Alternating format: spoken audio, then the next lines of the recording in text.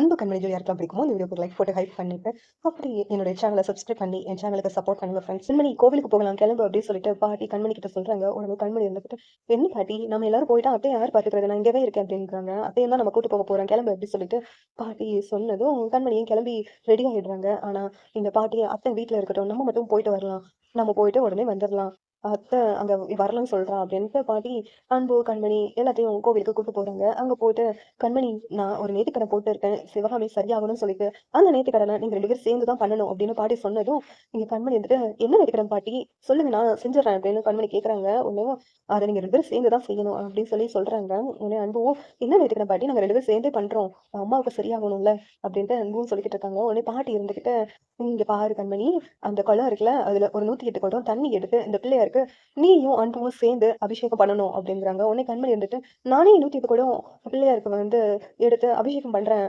பாட்டி அப்படின்னு சொல்லிட்டு கண்மணி சொல்றாங்க. நான் என்ன சொன்னேன் கண்மணி, நீங்க 2 பேரும் சேர்ந்து தான் அதை பண்ணணும் அப்படின்னு சொன்னேன்ல, நீ மட்டும் பண்ணன்னு வச்சுக்கோ அந்த நேர்த்திக்கடன் பலிக்காது, நீங்க 2 பேரும் சேர்ந்து பண்ணாதான் அப்படின்னு பாட்டி சொன்னதும் கண்மணி இருந்துகிட்டு முழிச்சிட்டு இருக்காங்க. நண்பர் இருந்துட்டு, அதான் அத்தைக்கு சரியாகணும்னு சொல்லிட்டு இப்படி சொல்றாங்கல்ல, கண்மணி பண்ணுவா அப்படின்ட்டு அன்பும் கண்மணியும் நேர்த்திக்கடன் முடிச்சுட்டு சாமி கும்பிட்டு வெளியில வரும்போது சித்தர் சாமியை பாக்குறாங்க. சித்தர் சாமி வந்துட்டு கண்மணியை பார்த்துட்டு, அம்மா உன் வாழ்க்கையை நீ கோட்டை விட்டுடாத, நான் அன்னைக்கு என்ன சொன்னேன், உன்னுடைய நம்பிக்கை உரியவங்களே உனக்கு துரோகம் பண்ணுவாங்கன்னு சொன்னேன், அப்படி இருந்தும் இப்படி உன் வாழ்க்கை கோட்டை விட்டு நிக்காத, இப்பவும் நீ சந்தோஷமா இருக்கும் உன் புருஷனோட அப்படின்னு சொல்லிட்டு 2 பேர்த்தையும் ஆசீர்வாதம் பண்றாங்க சித்தர் சாமி.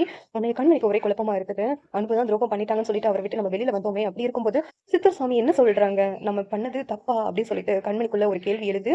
அந்த கேள்வி கண்மணியோட மனசை மாத்தணும் அப்படின்னு யாரெல்லாம் நினைக்கிறீங்களோ இந்த வீடியோக்கு லைக் போட்டுருங்க. சரி எப்படி நல்லா இருக்கும் நீங்க நினைக்கிறீங்கன்னு கமெண்ட் பண்ணுங்க. இந்த வீடியோ பிடிச்சிருந்தா லைக் பண்ணுங்க, ஷேர் பண்ணுங்க, சப்ஸ்கிரைப் பண்ணுங்க. தேங்க்யூ.